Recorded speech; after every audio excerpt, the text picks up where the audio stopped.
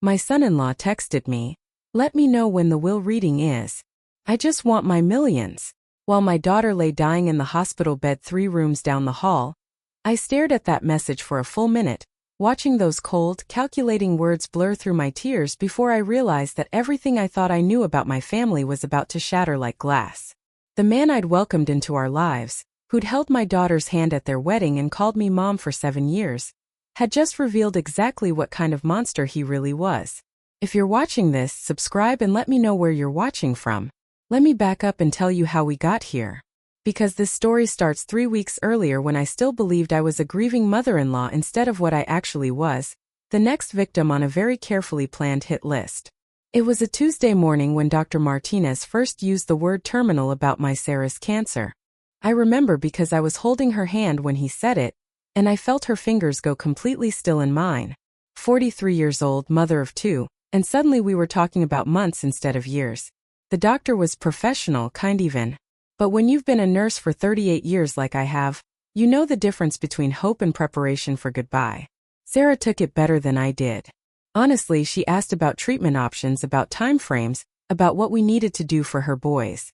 Meanwhile, I sat there thinking about all the things we'd never get to do together again. No more Christmas mornings watching her face light up when the boys opened their presents. No more Sunday afternoon phone calls that stretched into the evening. No more of her terrible cooking that I pretended to love because she tried so hard. That's when her husband Marcus walked in, checking his phone instead of looking at his wife who just received a death sentence. "How long is this going to take?" he asked, not even bothering to sit down.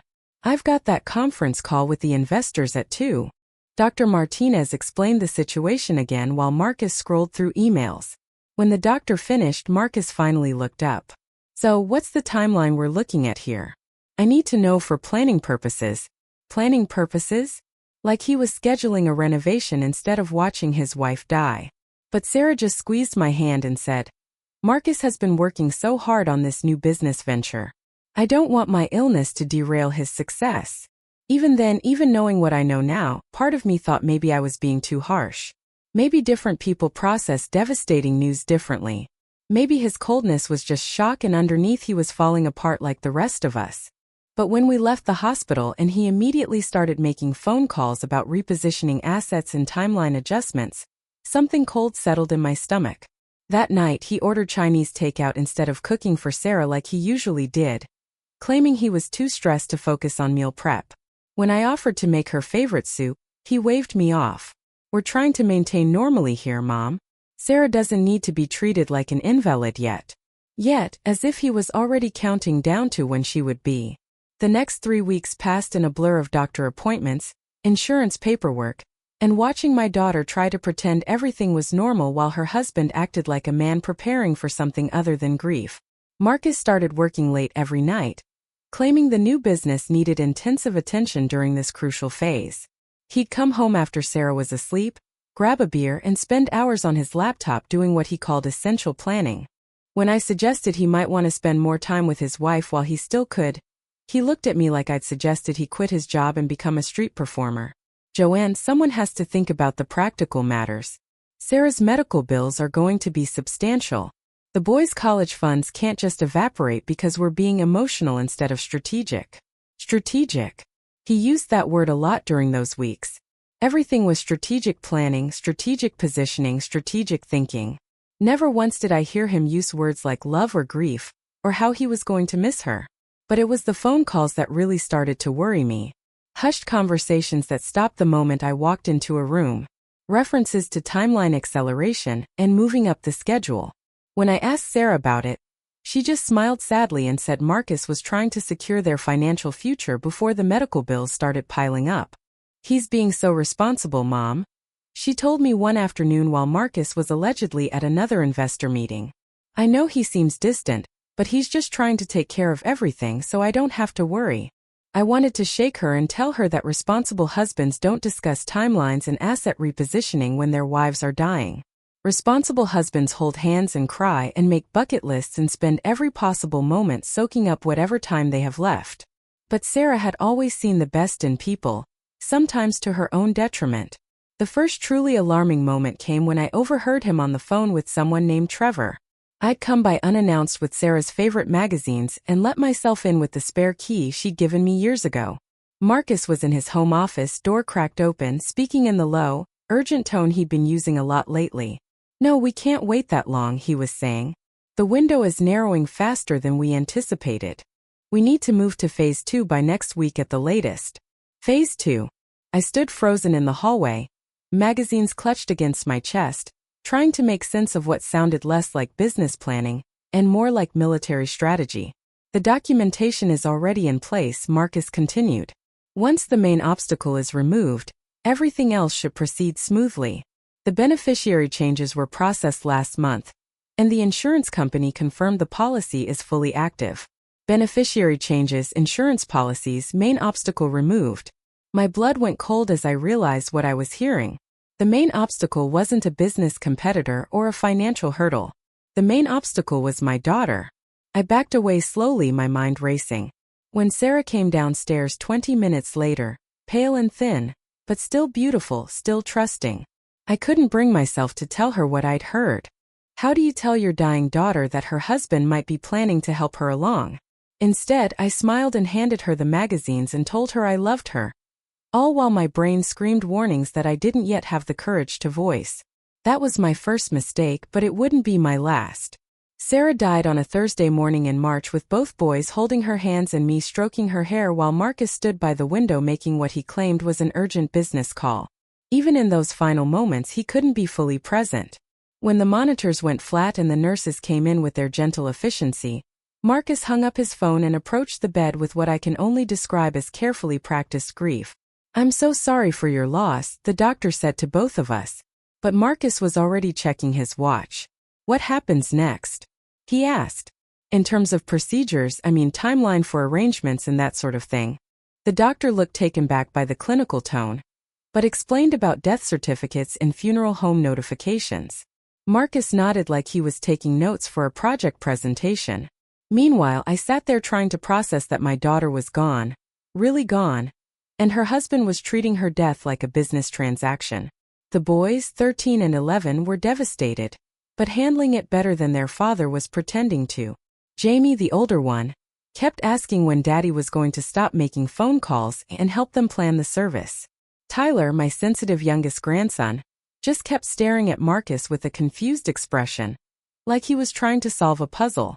"Dad seems happy," Tyler whispered to me while Marcus was in the hallway supposedly handling urgent arrangements. "Is that normal when somebody dies?" I didn't know how to answer that without planting seeds of suspicion in a grieving 11-year-old's mind.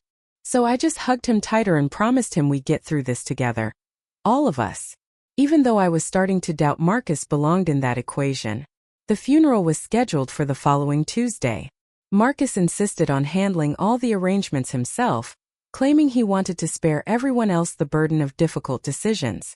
When I offered to help with the flowers or the programs or anything at all, he politely but firmly declined. "I've got everything under control, Mom," he said, using that patient tone people use when they're managing someone they consider incompetent. "The best thing you can do is focus on supporting the boys through this difficult transition." Transition. Even grief was becoming corporate speak in his mouth. But it was the guest list conversation that finally convinced me something was seriously wrong. I'd assumed we'd be notifying Sarah's college friends, her book club, the neighbors who'd become like family over the years. Instead, Marcus presented me with a list of names I'd never heard of. Business associates, he explained. People who'd been important to Sarah's life in ways I apparently didn't understand. "What about Jenny and Rebecca from her book club?" I asked. "They've been calling every day asking about arrangements."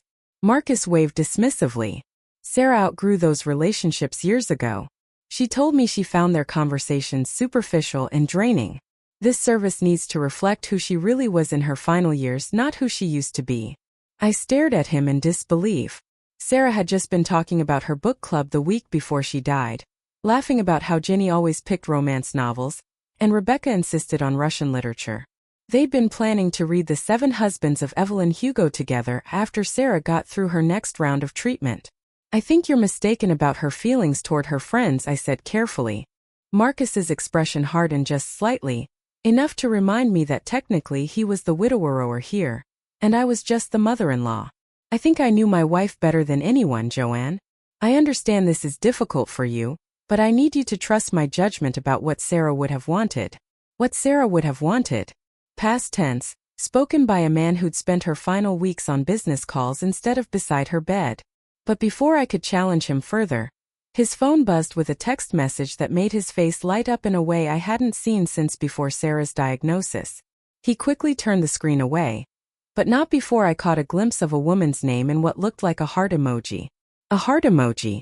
3 days after his wife's death. That's when I knew for certain that everything I'd suspected about Marcus was true and probably worse than I'd imagined. The funeral was scheduled for 10 o'clock on Tuesday morning. At 9:30, I sat in the front pew of St. Mary's Catholic Church, the same church where Marcus and Sarah had been married 7 years earlier, watching relatives and friends file in to say goodbye. The boys sat beside me in their black suits, Jamie trying to be strong for his younger brother, while Tyler clutched the small photo of Sarah I'd given him. At 9:45 there was still no sign of Marcus. "Where's Dad?" Jamie asked, his voice cracking slightly. "He's supposed to speak first." I checked my phone. No messages, no missed calls. I tried calling him twice that morning to confirm the timing, and both calls had gone straight to voicemail. "I'm sure he's just running a little late," I told the boys, though my stomach was churning with anxiety and a growing suspicion that something was very wrong. At 9:58, Father Mackenzie approached our pew with a concerned expression. "Mrs. Patterson, we really need to begin. Do you know where Marcus is?" Before I could answer, my phone buzzed with a text message from Marcus.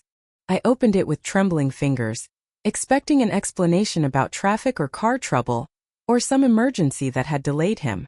Instead, I read 7 words that changed everything. Family emergency. Start service without me. Sorry. Family emergency. His wife was being buried today, and he was somewhere else dealing with a family emergency. I showed the message to Father Mackenzie, who looked appropriately shocked but professionally maintained his composure. "Well," he said quietly, "I suppose we'll need to adjust the program slightly." Adjust the program? As if the absence of the widower at his wife's funeral was just a minor scheduling conflict.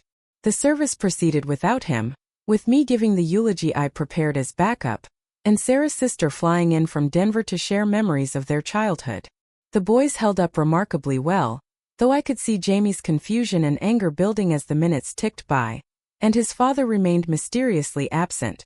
After the service, as we stood outside the church, accepting condolences and trying to explain Marcus's absence without sounding as bewildered as we felt, my phone rang, unknown number. "Mrs. Patterson." The voice was male, professional, unfamiliar. "Yes. My name is Detective Rodriguez with the County Sheriff's Department. I'm calling about Marcus Patterson. Are you his mother-in-law?" My blood went cold. "Yes. What's happened? Is he hurt?" "No, ma'am. He's not hurt.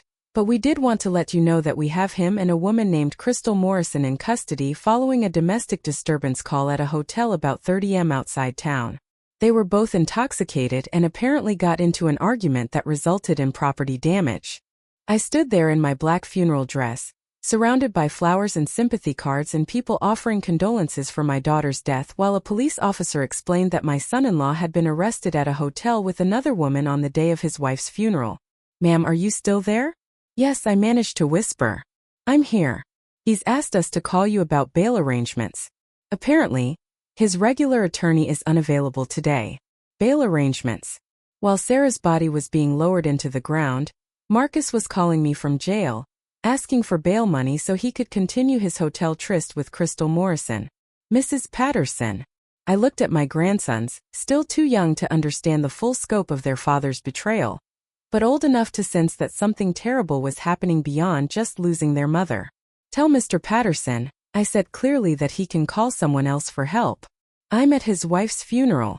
Marcus showed up at my house the next evening, still wearing the wrinkled clothes from his jail stay and reeking of desperation mixed with whatever cheap cologne Crystal Morrison apparently favored. I watched him through my front window as he stood on my porch, checking his phone and running his hands through his unwashed hair before finally working up the courage to ring the bell. I let it ring 3 times before answering. Call it petty.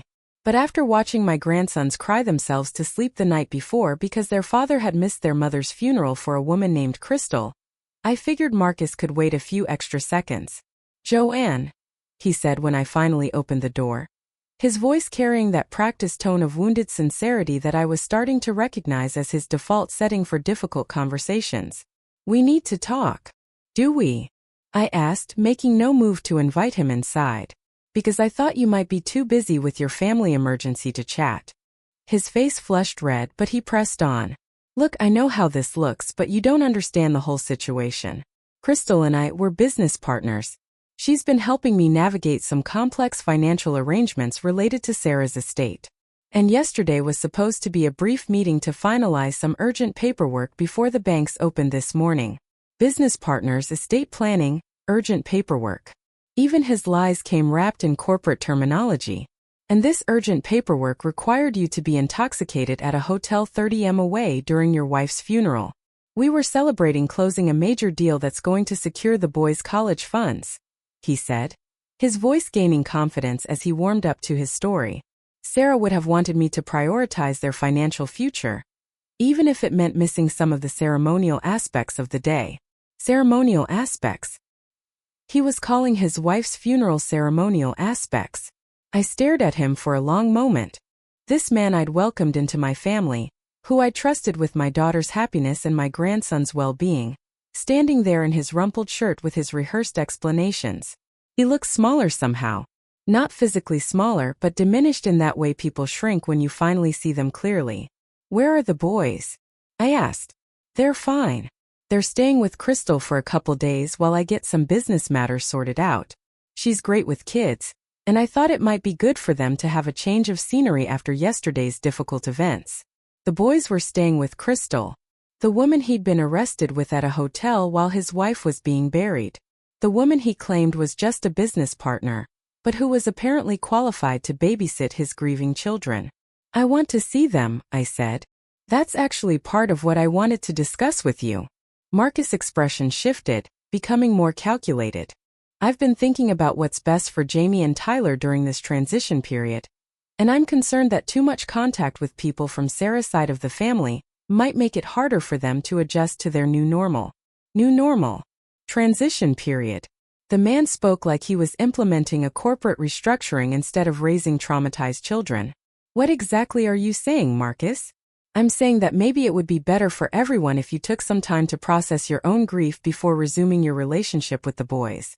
They need stability right now, not confused messages about their father's choices or guilt about moving forward with their lives." I felt something cold and sharp settle in my chest. "You're cutting me off from my grandsons. I'm protecting them from additional emotional turmoil during an already difficult time." He corrected as if the distinction mattered. "Once things stabilize and they've had time to adjust, we can certainly discuss rebuilding family connections." Rebuilding family connections? He was talking about my relationship with my own grandsons like it was a damaged business partnership that might be worth salvaging if the terms were right. That's when I realized this conversation wasn't really about the boys at all. This was about control, about making sure I couldn't interfere with whatever Marcus had planned next. And suddenly, all those whispered phone calls and strategic timelines and talk about removing obstacles began to make perfect, terrifying sense. "Get off my property," I said quietly. "Joanne, I understand you're upset, but get off my property before I call the police and tell them I have concerns about a man who missed his wife's funeral to get drunk with his girlfriend and is now refusing to let the children's grandmother see them." Marcus' carefully composed expression finally cracked, revealing something cold and calculating underneath. "You don't want to make this adversarial, Joanne. You really don't." But I was already closing the door, my mind racing with plans of my own. I didn't sleep that night. Instead, I sat at my kitchen table with a yellow legal pad, writing down everything I could remember about Marcus' behavior over the past month, the mysterious phone calls, the references to timelines and strategic planning, the beneficiary changes he'd mentioned to his friend Trevor, the way he'd controlled every aspect of Sarah's funeral arrangements. By morning, I had 3 pages of notes and a growing certainty that my daughter hadn't just died from cancer. She'd been helped along by a husband who was apparently in a hurry to collect on her life insurance policy and start his new life with Crystal Morrison. But certainty and proof are 2 different things. And I needed proof if I was going to protect my grandsons and get justice for Sarah. That's why I was sitting in the parking lot of Sunrise Elementary at 7:30 in the morning, waiting for the school buses to arrive. I knew Marcus's routine. He always dropped the boys off early for before-school care on Wednesdays because of his standing breakfast meeting with investors. If he was still maintaining his normal schedule, despite supposedly keeping the boys with Crystal, I might be able to catch them before school started. At 7:45, I saw Marcus's silver BMW pull into the drop-off lane. My heart broke a little when I saw Jamie and Tyler climb out of the back seat. Both boys looking tired and confused, but dressed for school like nothing had changed. Marcus didn't even get out of the car to walk them to the door. He just pulled away the moment their feet hit the sidewalk, leaving them to navigate their first day back at school after their mother's funeral entirely on their own. I waited until his car disappeared around the corner, then got out and approached the boys. Tyler saw me first and broke into a run, wrapping his arms around my waist with the kind of desperate hug that said everything about how he was really handling his father's new arrangements. "Grandma, where have you been? Dad said you needed time to feel better about Mom dying, but I wanted to see you yesterday and he said maybe next week, but I missed you." "And slow down, sweetheart," I said, stroking his hair and trying to keep my voice calm even though my heart was breaking. "I missed you too, both of you." Jamie approached more cautiously, his 13-year-old skepticism already beginning to develop. "Dad said you were having a hard time and needed space. But you seem fine to me." Smart boy. Too smart for his own good, probably, given what his father was likely planning. "I'm fine," I assured him. "And I would never need space from you too. Not ever." "Then why didn't you come see us?" Tyler asked, his voice small and hurt. "We stayed at Crystal's house and she has a big TV and she made pancakes, but they weren't like Mom's pancakes and I wanted to call you but Dad said not to bother you." Crystal's house. So they weren't just staying with her temporarily. They were living there, being fed by her, being told not to contact me. Marcus was already implementing his new family structure with Crystal stepping into Sarah's role, and me being systematically erased from the boys' lives. "Listen to me carefully," I said, kneeling down so I was at their eye level. "I want you both to know that no matter what anyone tells you, I will always be here for you. Always. If you ever need me or if anything ever feels wrong or scary, you can call me anytime, day or night." I pulled 2 small cards from my purse and handed one to each boy. "I wrote my phone number on these cards, and I want you to keep them somewhere safe where only you know about them. Can you do that for me?" They both nodded solemnly, understanding in that instinctive way children have that this was important, even if they didn't fully grasp why. "And if anyone ever asks you not to call me or tells you I don't want to see you, that person is lying. Do you understand?" "Yes, Grandma," Tyler whispered. "Promise me you'll remember that." "We promise," Jamie said. And I could see in his eyes that he was starting to piece together that something was seriously wrong with their father's version of events. I hugged them both one more time, breathing in their familiar scent of shampoo and childhood and trying to memorize the feel of their arms around me in case it was the last time for a while. As I watched them walk into the school building, I made a decision that would change everything. I was done being the passive, grieving mother-in-law who trusted other people to do the right thing. It was time to start fighting back, and the first step was getting the proof I needed to expose exactly what kind of man Marcus Patterson really was. I pulled out my phone and dialed a number I'd found online the night before. "Hartley Private Investigations," a woman's voice answered. "How can we help you?" "I need to hire someone to investigate my son-in-law," I said. "I believe he may have murdered my daughter." Rebecca Hartley looked exactly like what you'd expect from a private investigator who specialized in insurance fraud and suspicious deaths. Sharp-eyed, no nonsense, with silver hair pulled back in a practical bun and the kind of handshake that said she'd seen every type of human garbage and wasn't impressed by any of it. "Mrs. Patterson," she said, settling into the chair across from my kitchen table with a file folder and a digital recorder. "Tell me why you think your son-in-law killed your daughter." I spent the next hour laying out everything. The mysterious phone calls about timelines and removing obstacles, the beneficiary changes Marcus had mentioned, his absence from the funeral, the immediate appearance of Crystal Morrison, the way he was systematically cutting me off from the boys while positioning his girlfriend as their new mother figure. Rebecca took notes without interrupting, occasionally asking for specific dates or names. When I finished, she sat back and studied me with those sharp eyes. "How much do you know about your daughter's insurance policies?" she asked. I know she had life insurance through Marcus' company. Something substantial, though she never discussed the exact amount. And you mentioned overhearing him talk about beneficiary changes. When would those have occurred? I thought back to that phone call I'd overheard. He said they'd been processed last month, so probably January. While Sarah was still undergoing treatment, Rebecca made another note. Did your daughter ever mention feeling worse after taking her medications? Unusual symptoms, changes in her condition that seemed inconsistent with her prognosis? My blood chilled as I remembered. Actually, yes. In February, she started complaining about severe nausea and dizziness that her oncologist said wasn't typical for her stage of treatment. They ran additional tests but couldn't find a cause, and Marcus was helping her manage her medications. He insisted on it, said it was too important to leave to chance. The memory hit me like a physical blow. Marcus so concerned about Sarah's medication schedule, bringing her pills with water every morning and evening, making sure she never missed a dose of what he claimed were her prescribed treatments.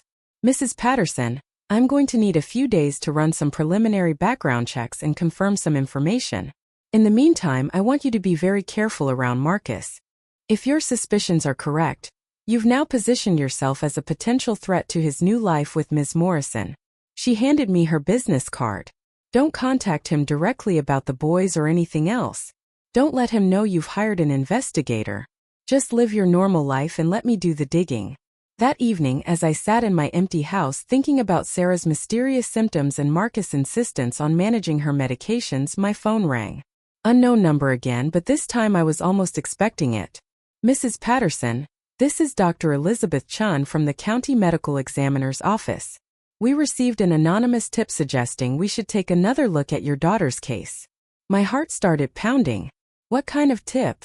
Someone called our office this afternoon claiming to have information suggesting that Mrs. Patterson's death might not have been entirely natural. They mentioned specifically that we should test for certain compounds that wouldn't normally show up in a standard toxicology screen. Anonymous tip. Rebecca worked fast apparently. What happens now? I asked. Well, with the family's permission, we can perform additional tests on tissue samples we preserved from the autopsy. The process takes about a week, but it would give us definitive answers about whether any foreign substances contributed to your daughter's death. I thought about my grandsons living with a man who might have poisoned their mother. I thought about Crystal Morrison, who was now helping to raise children whose father was potentially a murderer. I thought about Sarah, trusting and loving right until the end, never suspecting that her devoted husband was slowly killing her. You have my permission, I said. Test for everything. Rebecca called me 3 days later with news that made my hands shake so badly I had to set down my coffee cup. The medical examiner found traces of oleander extract in your daughter's preserved tissue samples, she said without preamble. It's a plant-based poison that mimics symptoms of advanced cancer while accelerating organ failure. In small doses over time, it would be virtually undetectable and would explain the sudden progression of her condition. Oleander. I knew that plant. Marcus had been so proud of the oleander bushes he planted along their back fence 2 years ago, claiming they added elegant natural beauty to the yard. Sarah had worried about them being toxic, especially with the boys, but Marcus had assured her they were perfectly safe as long as no one ate them. No one except his wife, apparently. There's more, Rebecca continued. I've been digging into Marcus' financial situation and his relationship with Crystal Morrison. The life insurance policy on your daughter was for $2 million, not the modest amount she probably thought it was. And Crystal isn't just his girlfriend. She's a licensed insurance claims adjuster who has worked on every single one of Marcus' policies for the past 3 years. Insurance claims adjust. I repeated the pieces falling into place. They've been planning this for a while, Mrs. Patterson. I found records of Crystal visiting your daughter's doctor's offices as Marcus' representative to discuss treatment options and prognosis. She was gathering information to help them time everything perfectly.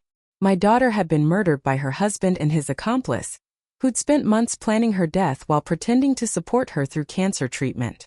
They'd used her illness as cover for slowly poisoning her, then positioned themselves to collect millions in insurance money while taking custody of her children. What about the boys? I asked, my voice barely a whisper. That's what worries me most, Rebecca said. If Marcus and Crystal are willing to kill for $2 million, They might see the boys as either additional obstacles or additional opportunities. Your grandsons are now the primary beneficiaries of your daughter's estate until they reach 18. If anything happened to them, everything would revert to Marcus as the surviving parent. The room started spinning. Are you saying he might hurt the children too? I'm saying we need to move fast. I've already contacted Detective Rodriguez at the Sheriff's Department with our findings. They're preparing arrest warrants for both Marcus and Crystal, but it's going to take another day or two to coordinate with the medical examiner and the insurance fraud division. A day or two might be too long, I said, thinking about Tyler's small hand slipping the emergency phone number into his backpack, about Jamie's growing suspicion that something was wrong with their father. I agree, which is why I'm recommending you take immediate action to protect the boys. Do you have any legal standing to request emergency custody? I thought about the sparse documentation of Marcus' neglect, his absence from the funeral, his decision to move the boys in with a woman they barely knew. Probably not enough for a court order. Then we need to be creative. When was the last time you saw the boys? Wednesday morning before school. Do you know their schedule? When they'd be somewhere Marcus could be separated from them. I thought about Tyler's last day of Little League, the tournament game that Sarah had been so excited about before she got too sick to attend. This Saturday is the championship game at Memorial Park. Tyler's been talking about it for weeks. Even with everything that's happened, Marcus wouldn't dare miss it without looking like a terrible father. Perfect public place, lots of witnesses, and if we time it right, law enforcement can take him into custody while the boys are safely with you. As we discussed the details of our plan, I felt something I hadn't experienced since this nightmare began. Hope mixed with anticipation. Marcus Patterson thought he'd committed the perfect crime, eliminating his inconvenient wife while positioning himself for a comfortable new life with his accomplice and his victim's money. But he'd made one crucial mistake. He'd underestimated exactly how far a grandmother would go to protect her grandsons and get justice for her murdered daughter. Saturday was going to be very interesting. Saturday morning arrived crisp and clear, perfect weather for a Little League championship and a long overdue reckoning. I dressed carefully in my favorite red sweater. Sarah always said it brought out my eyes, and drove to Memorial Park 30 minutes early to claim a spot in the bleachers where I could see everything. Marcus arrived at 10:15 with the boys and Crystal, who I was seeing in person for the first time. She was younger than I'd expected, maybe mid-30s, with the kind of calculated attractiveness that came from expensive highlights and strategic cosmetic work.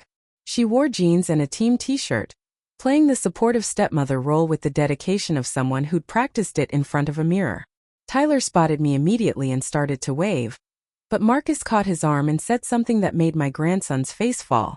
From my position 20 feet away, I couldn't hear the exact words, but I could read the boy's body language. Disappointment, confusion, the particular kind of hurt that comes from being told the person you love doesn't want to see you. Crystal leaned down and said something to Tyler that made him nod reluctantly. Then she straightened up and scanned the crowd until her eyes found mine. For a moment we stared at each other across the baseball diamond. She smiled and waved like we were old friends, but her eyes held a warning. The game started with Tyler's team trailing early. He struck out in the first inning, clearly distracted and upset. Marcus shouted encouragement from the sidelines, playing the devoted father role for the other parents, but I could see the calculating way he kept checking his phone and monitoring the park entrances. In the third inning, I got the text message I'd been waiting for from Rebecca. Units in position, give us 5 minutes, then start moving toward the concession stand. I gathered my purse and walked casually toward the food truck, my heart pounding but my steps steady. Behind me, I could hear Crystal telling Marcus she was going to get sodas for the boys. A minute later, she appeared beside me in line, her friendly mask still in place. "You must be Joanne," she said brightly. "I'm Crystal. I've heard so much about you." I turned to look at her. This woman who'd helped plan my daughter's murder, and was now pretending to be a loving addition to my grandson's lives. "Have you?" "Oh yes. Marcus talks about you all the time. He's so grateful for how supportive you've been during this difficult transition." Supportive transition. Even Marcus' lies came equipped with corporate terminology when filtered through his accomplice.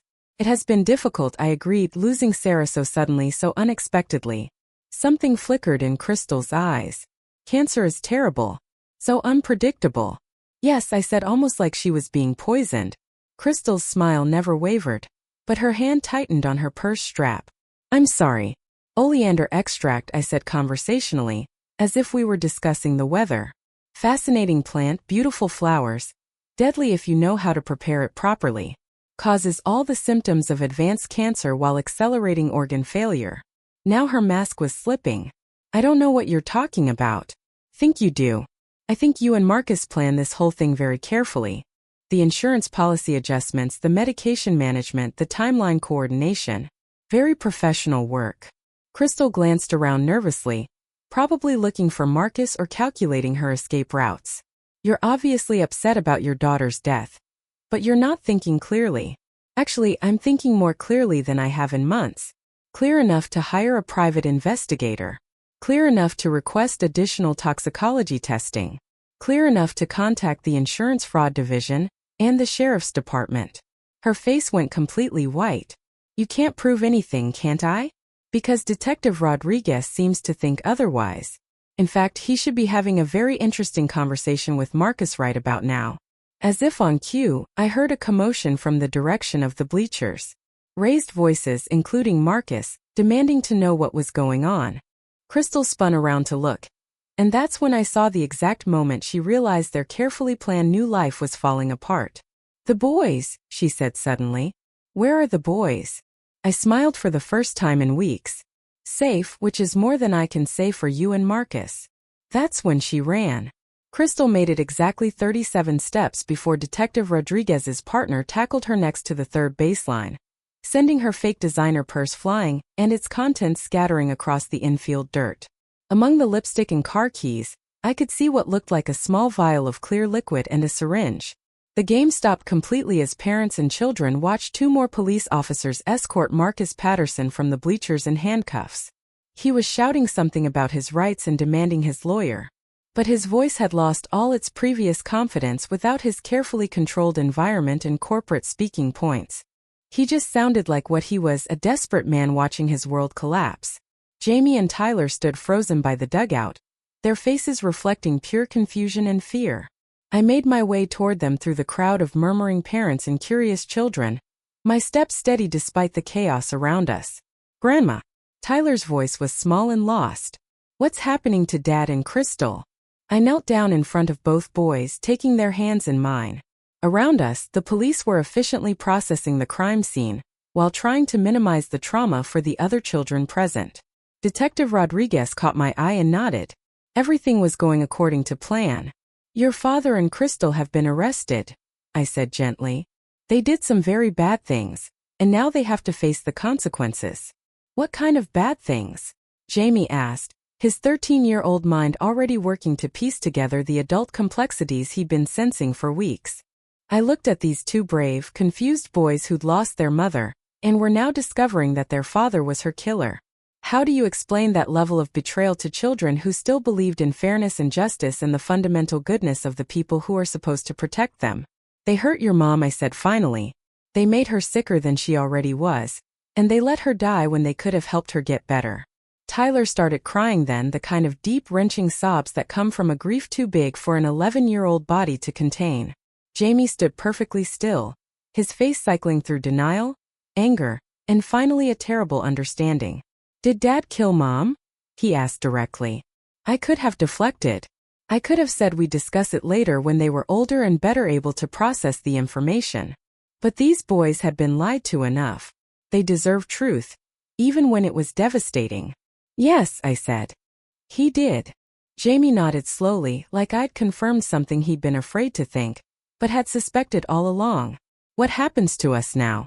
Detective Rodriguez approached us carefully, his expression gentle despite the handcuffs and police cars and general chaos of the arrest scene. Your grandmother has been approved for emergency custody, he told the boys. You'll be staying with her while we sort everything else out. For how long? Tyler asked through his tears. I thought about the legal proceedings ahead, the trials and testimony and eventual convictions. I thought about life insurance money that would now go to the boys' education and future instead of funding Marcus and Crystal's escape plan. I thought about the empty bedrooms in my house that had been waiting for grandchildren to fill them again. For as long as you want, I said. This is your home now. As we walked toward my car, leaving behind the baseball game and the police cars and the wreckage of Marcus Patterson's carefully constructed lies, Tyler slipped his small hand into mine. Jamie walked on my other side, straight-backed and determined, already becoming the man he'd need to be to help his little brother through what was coming next. Behind us, I could hear Crystal screaming at the officers about immunity deals and cooperation agreements, apparently ready to throw Marcus completely under the bus in exchange for a lighter sentence. Even in custody, their partnership was dissolving into the same selfish calculation that had characterized their entire relationship. But I wasn't thinking about them anymore. I was thinking about Sarah and justice finally being served. I was thinking about two little boys who would grow up knowing their grandmother had fought for them when no one else would. Most of all, I was thinking about how much Marcus Patterson was going to regret the day he sent me that text message about millions and will readings, because he was about to discover that sometimes the biggest mistake you can make is underestimating a grandmother's love. Marcus Patterson was sentenced to life in prison without the possibility of parole on a Tuesday morning in September, exactly 6 months after Sarah's funeral. Crystal Morrison received 25 to life after her cooperation deal fell through when prosecutors discovered she'd been the primary architect of the murder plan. I sat in the front row of the courtroom with Jamie and Tyler on either side of me, watching the man who'd called me mom for 7 years learn what justice looked like. He'd aged dramatically during the months of trials and pre-trial detention. His carefully maintained appearance had crumbled along with his defense strategy, leaving him looking exactly like what he was, a cold-blooded killer who'd murdered his wife for money. When the judge asked if he had anything to say before sentencing, Marcus stood and turned toward us. For a moment I thought he might apologize, might show some shred of remorse for destroying his children's lives and murdering their mother. Instead, he said, "I want my sons to know that everything I did was for their future financial security." Jamie stood up then, my brave 13-year-old grandson who'd grown into a young man over these terrible months. "We don't want your blood money," he said clearly, his voice carrying across the silent courtroom. "We want our mom back." The judge had to call for order as Marcus's remaining family members, the few who'd still been supporting him, finally understood what kind of man they'd been defending. Tyler stayed seated beside me, but I felt his small hand squeeze mine in solidarity with his brother's words. That afternoon, we drove to Sarah's grave for the first time since the arrests. I'd been waiting until we could visit her as a family, with the truth finally revealed and justice finally served. The boys brought drawings they'd made in the art therapy sessions their school counselor had recommended. I brought yellow roses just like I used to bring for their grandfather when they were little. "Do you think she knows?" Tyler asked as we arranged the flowers on the headstone. "About Dad going to jail and everything." I looked at my daughter's name carved in granite at the dates that bracketed a life cut far too short by the man who'd promised to love and protect her. "I think she knows we fought for her," I said. "I think she knows you boys are safe now." That evening, as I was helping Tyler with his homework and listening to Jamie practice guitar in the living room, my phone rang. The caller ID showed the name of the insurance company that had been fighting the life insurance claim for months. "Mrs. Patterson, this is David Wheeler from Mutual Life Insurance. I'm calling to inform you that the policy payout has been approved and will be transferred to the beneficiary's trust account within 72 hours. $2 million held in trust for my grandsons until they turned 18. Money that would pay for college, for opportunities, for the kind of future Sarah had dreamed of giving them. Money that Marcus had planned to steal. But that would now serve its intended purpose, securing her children's futures." After I hung up, I sat in my kitchen looking around at the house that had been too quiet for too many years, and was now filled with the sounds of childhood again. Homework questions and video games and arguments about bedtimes. The beautiful chaos of a family rebuilding itself from tragedy. My phone buzzed with a text message. For just a moment, my blood chilled as I remembered that last text from Marcus about will readings and millions. But this message was from Jamie. "Thanks for everything, Grandma. Love you." I looked at those words for a long time, thinking about love and loss and the strange ways life can break your heart and heal it in the same breath. Sarah was gone and nothing would ever change that. But her sons were safe. Her killer was behind bars, and somewhere in the space between grief and hope, we were learning how to be a family again. Marcus Patterson had thought he was so clever, planning the perfect crime and positioning himself for a comfortable future built on murder and deception. But he'd forgotten one crucial detail. Never mess with a grandmother who's got nothing left to lose and everything to fight for. Justice, it turned out, was a dish best served by someone who knew exactly how to use every weapon in her arsenal, and I was just getting started living the rest of my life. The boys were home. The truth was revealed, and somehow against all odds we were going to be okay. Thanks for listening. Don't forget to subscribe and feel free to share your story in the comments. Your voice matters. Music,